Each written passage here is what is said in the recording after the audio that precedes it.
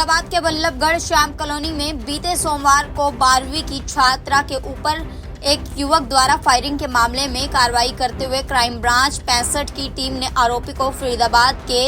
सुनपेट गांव के पास से गिरफ्तार कर लिया। वहीं इस पूरे मामले पर जानकारी देते हुए एसीपी क्राइम वरुण दहिया ने बताया कि आरोपी को गिरफ्तार करने के बाद जब आरोपी से पूछताछ की गई तो उसने बताया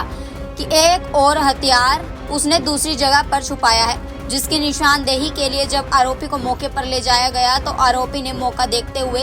छुपाए गए हथियार से पुलिस पर फायरिंग कर दी और भागने की कोशिश की। जवाबी फायरिंग में क्राइम ब्रांच 65 प्रभारी जोगिंदर द्वारा फायरिंग की गई, तो वहीं आरोपी के पैर में गोली लगने के चलते आरोपी घायल हो गया और उसे मौके पर ही पुलिस ने काबू करते हुए अस्पताल में इलाज के लिए ले जाया गया। फिलहाल आरोपी को कोर्ट में पेश कर आगामी कार्रवाई की जा रही है। देखिए 3 नवंबर की इवनिंग का एक घटनाक्रम है श्याम कॉलोनी में बल्लभगढ़ के अंदर। उस दौरान एक सस्पेक्ट ने एक युवती के ऊपर जो 12वीं क्लास की छात्रा है उसके ऊपर खुलेआम भी सड़क पर उसके ऊपर गनशॉट इंजरी से उसको घायल कर दिया। जिस संबंध में तुरंत प्रभाव से उसका संज्ञान लेते हुए हमारे कमिश्नर पुलिस श्री सतेंद्र गुप्ता जी ने त्वरित कार्रवाई करते हुए निर्देशन में 4 से 5 टीमें क्राइम ब्रांच गठित करेगी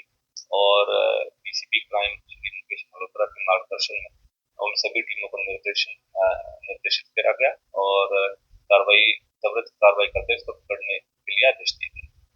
जो सस्पेक्ट था उसकी पहचान जो हुई मौके पर जिसने इस वारदात को अंजाम दिया वो जोगिंदर और धोनी और जोनी जतिन जो मंगला है, ये सरमथला पुलिस पोस्ट रिमोट गुड़गांव का रिहायशी था और यहाँ फरीदाबाद के अंदर कुछ समय से असिस्टेंट अकाउंटेंट के तौर पे एक इंस्टीट्यूट के अंदर काम कर रहा था। जो प्रारंभिक पूछताछ और जो कार्रवाई की उस दौरान हमारी जितनी 4 से 5 क्राइम ब्रांच की टीमें थी जिसमें मुख्य तौर पर जो crime branch in charge SI Joginder sector 65 उनके द्वारा इस कार्रवाई को अमल में लाया गया। अन्यथा दूसरी जितनी भी टीमें थी जो क्राइम ब्रांच सेक्टर 30 सेक्टर 48 और ऊंचा गांव की और डीएलएफ की टीम उनको भी निर्देशित करा गया कि अन्यथा पूरी जैसे कि बिहार हरियाणा में विभिन्न अलग अलग क्षेत्रों में, दिल्ली एनसीआर के अलग अलग क्षेत्रों में और यूपी की कई जगहों पर जैसे ही ये वारदात को अंजाम दिया गया, इस सस्पेक्ट की को पकड़ने के लिए अलग अलग टीमों ने अलग अलग जगहों पर दबिश दी और फिर 5 तारीख को इसको पकड़ने में हमारी क्राइम ब्रांच को सफलता प्राप्त हुई। इसी दौरान जब इसकी प्रारंभिक पूछताछ शुरू हुई और घटना के बारे में जानकारी ली तो मौके पर बताया गया कि मौके पे इसने एक वेपन से जिस युवती को घायल करा था, उसको मारने की नियत से उसके ऊपर हमला करा, वो वेपन वहीं पर फेंक दिया और फिर तुरंत ही अपनी बाइक को लेके और एक बैग था जिसके अंदर इसके पास कुछ वेपन और भी था, उसको लेके मौके से फरार हो गया और फिर उसके बाद उपरांत इसने उस वेपन को एक अनडिस्क्लोज लोकेशन कबूलपुर के आसपास जो सरमथला से थोड़ी ही दूर है अपने जो गांव के पास, उसके पास इस वेपन को और जो अन्यथा कार्टेजेस था उसको छुपा दिया गया और उसके बाद फिर ये वहां से भगोड़ा हो गया। जिस तरीके से 3 तारीख की शाम को ही घटनाक्रम को अंजाम दिया था, तो इस तरीके ऐसी शर्मनाक और निंदनीय घटनाक्रम को अंजाम देते हुए जो हमारे कमिश्नर पुलिस है उन्होंने संज्ञान लेते हुए त्वरित कार्रवाई करते हुए हम सभी को आदेश दिया, जिस पर क्राइम ब्रांच ने अथक प्रयास करते हुए इसको 5 तारीख को पकड़ने में सफलता प्राप्त करी। उसी के दौरान जो प्रारंभिक पूछताछ से करी गई उसमें इसने बताया कि जो इसने वेपन यूज करे थे वो इसने एक अनडिस्क्लोज लोकेशन है वहां पर छुपा रखा है। ओपनली कुछ ऐसी जगह है जहाँ पर तुरंत प्रभाव से उसको भी रिकवर करना अति आवश्यक था। तो जैसे ही इसकी अरेस्टिंग डाली गई 5 तारीख को इसका मेडिकल कराया गया। उसके बाद मौका घटना जहाँ पर इसने वो चीजें छुपा रखी थी वहां पर गया। वहां पर जब जाके इसको मौके से रिकवर करने की जो हम प्रक्रिया कर रहे थे, उसी दौरान इसने जो वेपन छुपा रखा था और एम्यूनिशन अलग से छुपा रखा था, एम्यूनिशन जैसे रिकवर हुआ तो इसने जो वेपन छुपा रखा था वो एक ऐसी जगह था जहाँ पर इसको पता था कि भी ऐसी जगह है जहाँ से तुरंत प्रभाव से उस वेपन को निकाल के पुलिस पार्टी पे फायर कर सकता था या अन्यथा कोई ऐसी बात हो, वो लोडेड वेपन था ऑलरेडी। तो इसने तुरंत ही उस वेपन को निकाल के अब पुलिस कस्टडी से भागने की, सुरक्षा से भागने की कोशिश करी और फायर करते हुए इसने वहाँ पुलिस के ऊपर 2 फायर करे और भागने की कोशिश करी। मौका संभालते हुए जो वहाँ पर इंचार्ज मौके पे थे एसआई जोगिंदर क्राइम ब्रांच 65 थे, उन्होंने मौका संभालते हुए इसको वार्निंग फायर दिया, इसको वार्निंग दिया और लेकिन ये पुलिस पार्टी जिस तरीके से 2 फायर करता हुआ भागने की कोशिश कर रहा था, तो उसको काबू करने के लिए उसने एक फायर जब करा उसी एवज में, तो वो उसके पैर में लगा,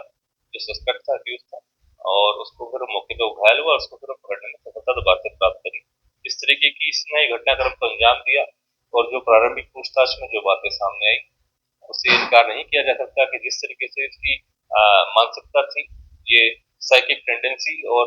इस तरीके की एक्टिविटी से प्रतीत होता है कि ये अपने आप को भी क्षति पहुंचा सकता था, अन्यथा किसी और व्यक्ति विशेष को भी क्षति पहुंचा सकता था।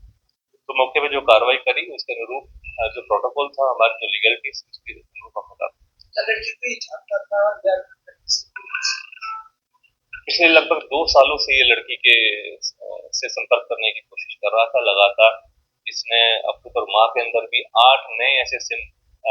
निकलवाए हैं, जो अभी पूछताछ में आए हैं। अभी इन्वेस्टिगेशन के अंदर और इसके बारे में गहनता से जांच करी जाएगी। काफी इस तरीके की टेंडेंसी थी कि ये अन्यथा काफी माध्यमों से लड़की को अप्रोच करने की कोशिश करता था। लड़की के मना करने पर इसने उस आवेश में और उस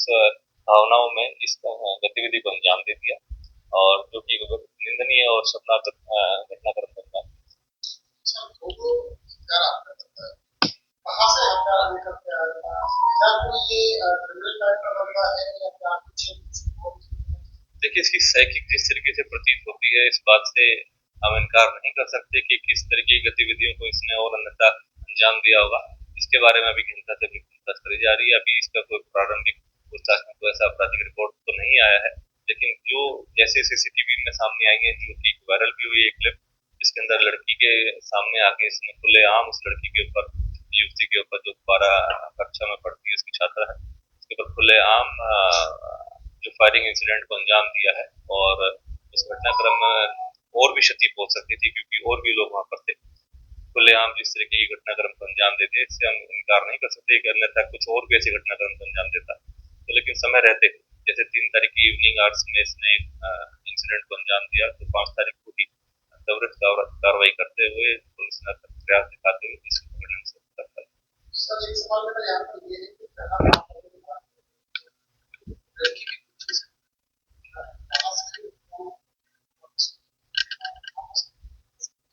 देखिए,